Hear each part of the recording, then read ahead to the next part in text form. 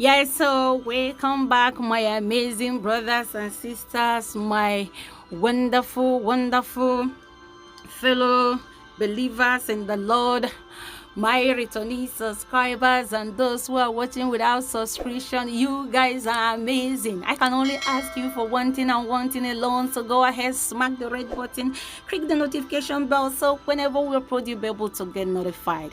On today's video, we are going to talk about the Nigerian Christians that have been marked for death. We are going to take our reading from the book of 2nd Chronicles chapter 7 verse 14. The King James Version says, if my people, if Nigerian people who are called by the name of Jesus Christ shall humble themselves and pray and seek his face. We need to seek the face of the Lord and turn from their wicked ways and turn away from offering and tithing without any help to the dying hungers in the street. Then I will hear from heaven. I will hear. God say he will hear from heaven. He will hear them. He will hear us. But if we keep mute, 2 weeks ago, a judge in Lagos passed the bill that the Muslim children can now wear hijab to their respective elementary and secondary schools. And the Nigerian Christians are keeping mute because we are being blinded. Because they are no longer spiritually alert for the things of heaven. Because they are no longer seeking the face of God. They're all after the things of this, the mammon, the private jet, the luxury life. That is a mark of separation between the Christians and the Muslims, so that when they come to any school to attack them in Lagos, that they will not kill the Muslim children, but they will slaughter the Christians in their number. The same last 2 weeks, hundreds of youths was massacred in Obaru, Anambra State, and nobody is talking about it.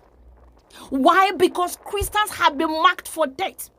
Our spiritual leaders and our traditional leaders are keeping mute. They are now slaughtering pastors and ministers in their number, taking ransom. You know, sometimes I don't feel anything. You know why?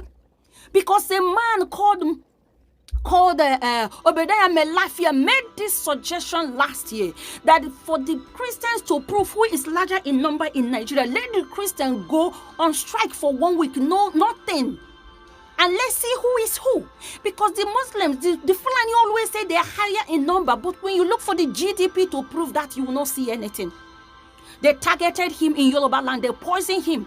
And they finished him up at the UNTH Abuja. They marked him. They declared him dead even when he was still breathing. My brothers and sisters, nobody is safe in Nigeria. You need to rise up.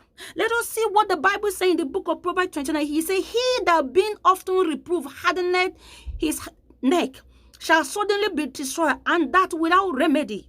When the righteous are in authority, the people rejoice. But when the wicked bearers rule, the people mourn. Nigeria is in turmoil. Nigeria is mourning because Buhari is dead. But the footprint of what the jihadists have mapped out is playing in Nigeria. Afghanistan is replicating itself in Nigeria. The people in uniform as armies and DSS and police, they are Fulani soldiers in the day and terrorists at night. Do you know that the attack on Buhari is just a cover? Because 24 hours there was no security at QJ prison. And the ISWAP and the ISIS, they came and attacked. They free all the Fulani jihadists in that prison. Do you know that? It is happening under a governing body. That is to tell you that Nigerian government is in the hand of the terrorists. And they are coming to kill the Christian. They are coming to annihilate the Christian. They are coming to destroy the Christian and take over their land, because the target is the oil in Biafra land.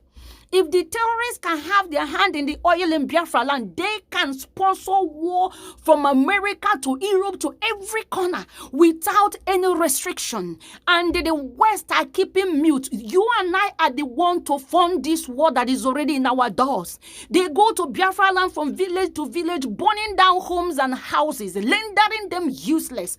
Just like them.